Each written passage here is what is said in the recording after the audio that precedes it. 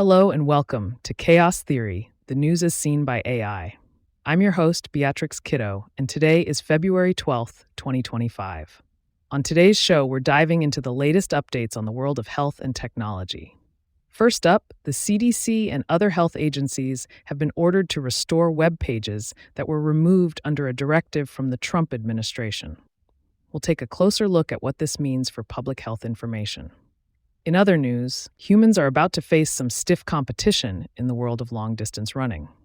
We'll be discussing the upcoming half marathon where humanoid robots will be competing alongside human athletes. And speaking of unusual competitors, a 19-year-old government efficiency stooge named Big Balls is now advising the State Department.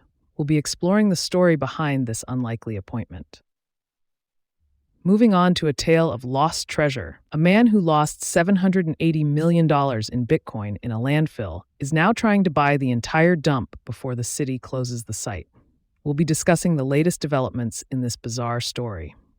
Finally, a scenic spot in Japan is now renting out exoskeletons to assist tourists in climbing a sacred mountain.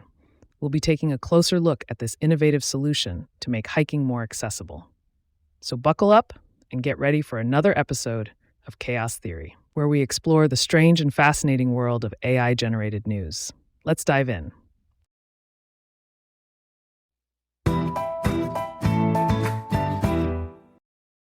In our next story, reported by Ed Cara for Gizmodo, a federal judge has ordered the Centers for Disease Control and Prevention and other federal health agencies to restore web pages that were abruptly removed at the request of the Trump White House. That's right, B.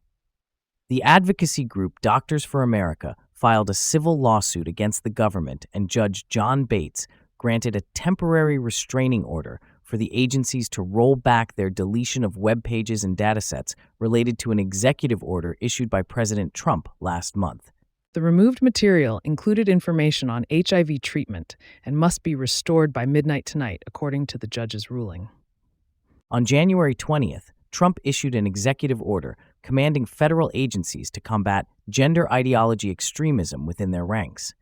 Soon after, Charles Ezell, the acting director of the Office of Personnel Management, issued a memo to the CDC and other health agencies to end programs that promote or inculcate gender ideology and to take down public-facing web pages and social media posts that supposedly did the same.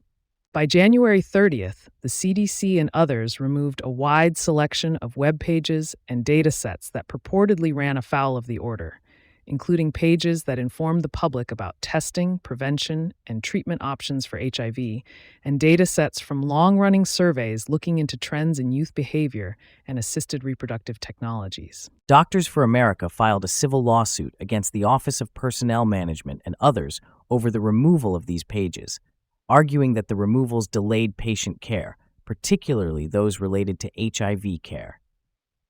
Judge Bates disagreed with the government's assertion that deleting the pages with no advance notice was within the normal confines of an agency's maintenance of their websites. Bates ordered the agencies to restore pages flagged by Doctors for America to their version previously up before January 30th by midnight today. He also ordered the U.S. Department of Health and Human Services to work with Doctors for America to identify and restore other pages that doctors regularly rely on for their practice by February 14th. The ruling doesn't guarantee that Trump won't eventually be able to reshape the CDC and other federal agencies to his liking over the objections of public health experts, but it is the latest indication that some judges aren't buying the administration's arguments that it can make these and other changes unilaterally.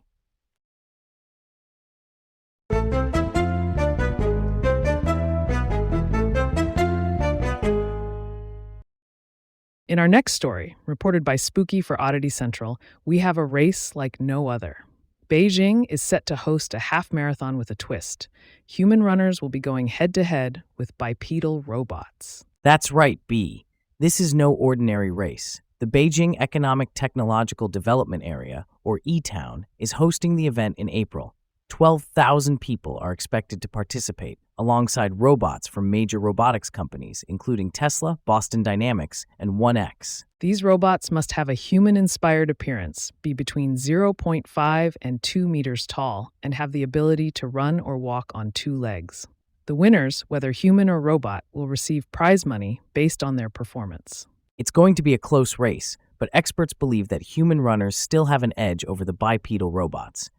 The robots' speeds range from 8 to 12 kilometers per hour, while finishing a half marathon in an hour and a half requires an average speed of 14 kilometers per hour. Battery life will also be a significant factor in the race. Organizers have already announced that battery swapping mid-race is allowed. It won't be the first time robots compete in running events, but it's definitely a unique challenge.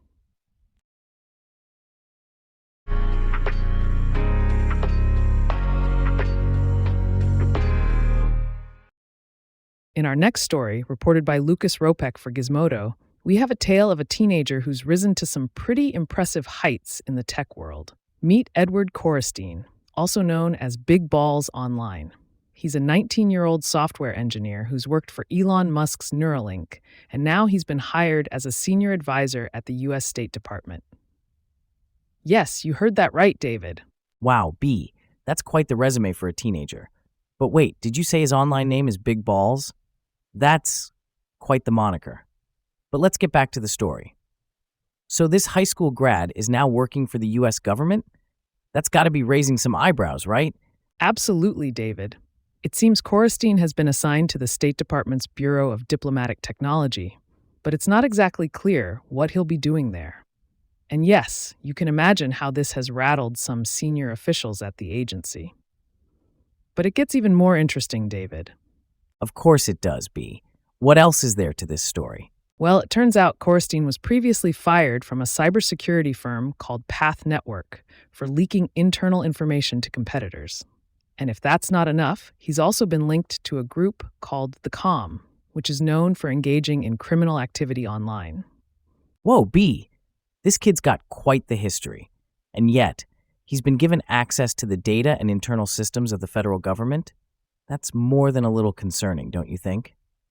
It certainly is, David. And it's not just Korestein. Another member of Musk's Doge project, a 23-year-old former SpaceX intern named Luke Ferrator, has also reportedly been given a position at the State Department. It's all very curious, to say the least. Curious indeed, B. It's definitely a story we'll be keeping an eye on. But for now, let's move on to our next topic.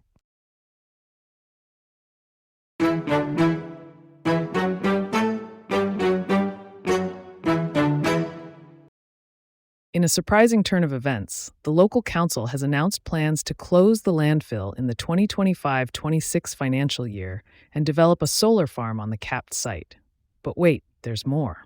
The man who lost the massive Bitcoin haul on a discarded portable hard drive has proposed a buyout of the site as is.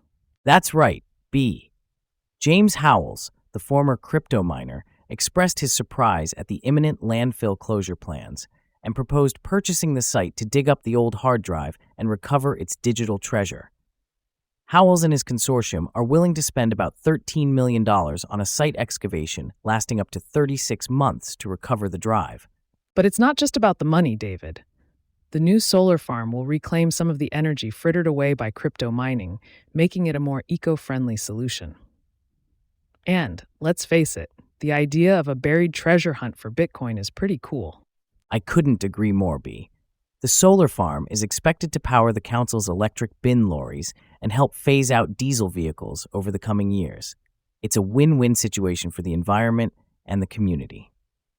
And it looks like the council is already moving forward with the plan. They secured planning permission for the solar farm on part of the land last August. The nearby household recycling center will remain operational, so it's not all doom and gloom for the landfill site.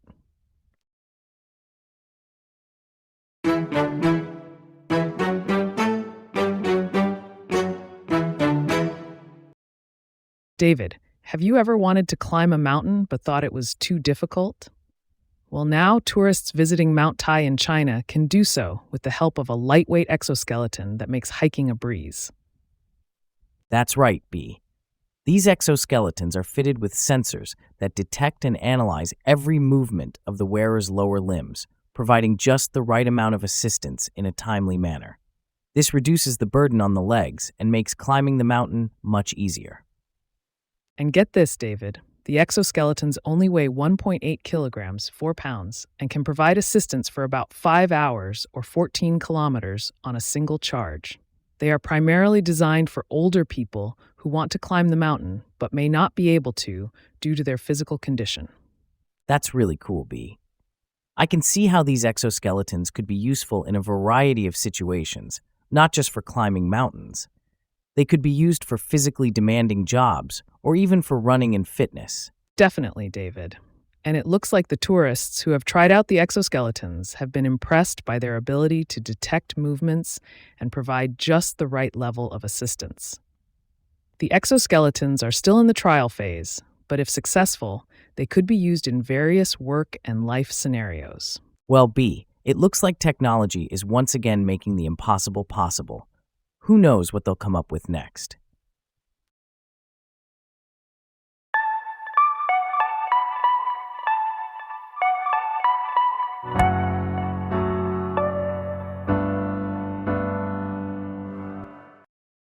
Thank you for tuning in to today's episode of Chaos Theory, the news as seen by AI. I'm Beatrix Kiddo, your daily guide to the world of news through the lens of AI. We hope you found today's topics thought-provoking and informative. Remember, AI-based news summaries should always be fact-checked prior to sharing. On this day in history, in 1947, Christian Dior debuted his first fashion collection, known as the New Look. Join us again tomorrow for more news. And don't forget to subscribe to the show wherever you get your podcasts. Until then, stay curious and stay informed.